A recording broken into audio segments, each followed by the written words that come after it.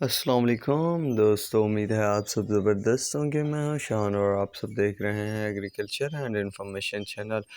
دوستو، breaking news کے طور پر پاکستان میں مہنگی چینی کے تمام ریکارڈ ٹوٹ گئے، سب ریکارڈ پاش پاش۔ اس کے علاوہ تمام شوگر ملوں کی چینی کے تازہ ترین ریٹ اپڈیٹ کیا ہیں تو وہ بھی اس ویڈیو میں شیئر کرنے والا ہوں آپ دوستوں کے ساتھ۔ دوستو، جس طرح میں نے آپ دوستوں کو بتایا تھا کہ اس سال جو ہے گندم اور چینی جو ہے ٹرینڈ پر رہیں گے، خاص طور پر پاکستان میں۔ دوستو، ان کی قیمتیں بے قابو ہو چکی ہیں۔ حکومتوں کی لاکھ کوشش کے باوجود بھی نہ گندم کے ریٹ میں کمی ہو رہی ہے نہ چینی کے ریٹ میں، حتیٰ کہ چینی کی قیمت 98 روپے فی کلو مقرر کی گئی تو اس پر کبھی ایک دن بھی چینی فروخت نہ کی گئی۔ اس کے علاوہ 3900 روپے گندم کی امدادی قیمت ہے تو وہ بھی ایک دن تک نہ ٹک سکی۔ تو زیادہ ہم اس ویڈیو میں چینی پر بات کریں گے۔ دوستو، پنجاب سندھ کی تمام شوگر ملوں کی چینی کے ریٹ جو میں نے آپ کو کل بتائے تھے تو اس پر ٹکے ہوئے ہیں۔ مارکیٹ مضبوط دکھائی دے رہی ہے، ہلکا سا مندہ دیکھنے کو ملا، 30، 35، 40 تک کا، پر اضافہ جو ہوا تھا وہ 200-250 روپے تک ہوا تھا۔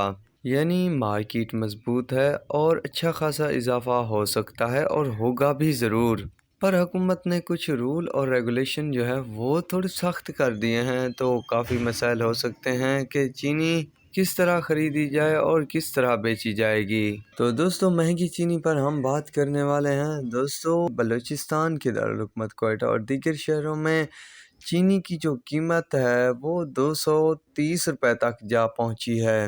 دوستو، اس کے قریب کے جتنے بھی شہر ہیں تو ان کے ہاں بھی چینی کے جو قیمتیں ہیں وہ 230-35 روپے تک جا پہنچی ہیں۔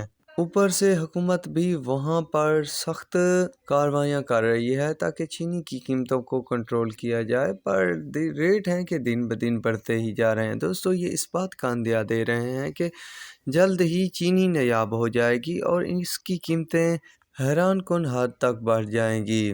پر دوستو، اتنی زیادہ قیمتیں کسی بھی ملک کے لیے ٹھیک نہیں ہوتی، خاص طور پر اس طرح کی اشیاء کی جو کہ روزمرہ کے استعمال میں لائی جاتی ہیں۔ تو دوستو، دعا کرو کہ کوئی بھی چیز زیادہ مہنگی نہ ہو جس سے ملک کی عوام کو پریشانی ہو۔